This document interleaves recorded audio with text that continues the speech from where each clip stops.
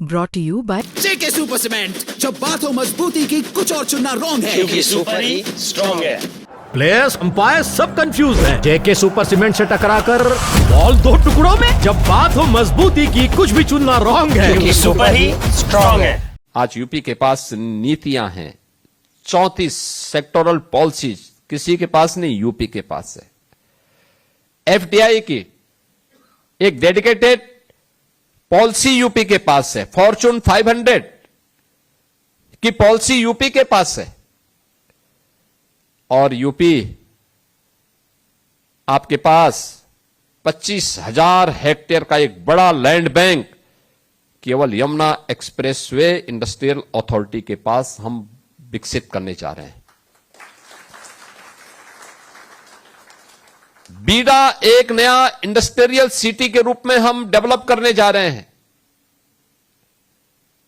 यहां पे होगा हमारे पास 56,000 एकड़ लैंड। रोड की कनेक्टिविटी, रेल की कनेक्टिविटी, एयर की कनेक्टिविटी, ये कानपुर और झांसी के बीच में बनने जा रहा है। और मैं चाहूंगा आपको, एनसीआर में तो बहुत हो रहा है, एनसीआर के बाहर भी अब हमें देखने की आदत डालनी चाहिए। बदले हुए परिवेश में आज देखो ना, इतना टूरिज्म यूपी के अंदर आ रहा है। गत वर्ष यूपी के अंदर 156 करोड़ टूरिस्ट यूपी के अंदर आया था। आप सोचो, उस ताकत को सोचो।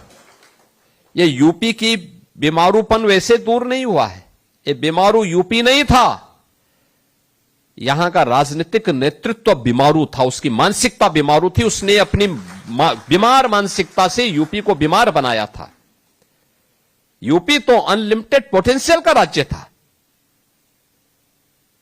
अनिर्णय की स्थिति,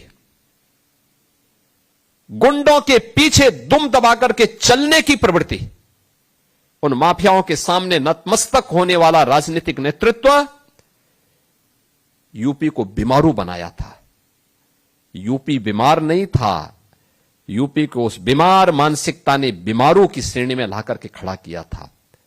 और जब स्वस्थ मानसिकता के साथ संचालित करने वाली डबल इंजन की सरकार आई, आज यूपी बीमारू नहीं, आज यूपी देश का इकोनॉमी का ब्रेक थ्रू बन चुका है।